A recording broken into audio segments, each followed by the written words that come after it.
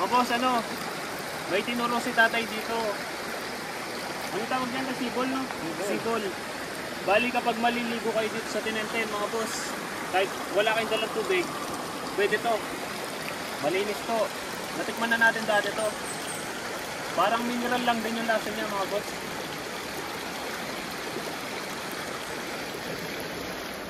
Daming baso dito. Daming baso. Sarap mga boss, parang mineral lang. Kaya kung pupunta kayo dito sa Tinenten kahit wala kayong tubig, para bawas sa buwat. Kasi papanik ng bundok to. Yung lakad pala dito mga boss, nasa 25 minutes lang. Wala bang tigil yan tayo? Walang tigil yung tulo niyan? Wala. Wala. Yan. Yun mga boss, unlimited tubig pala to.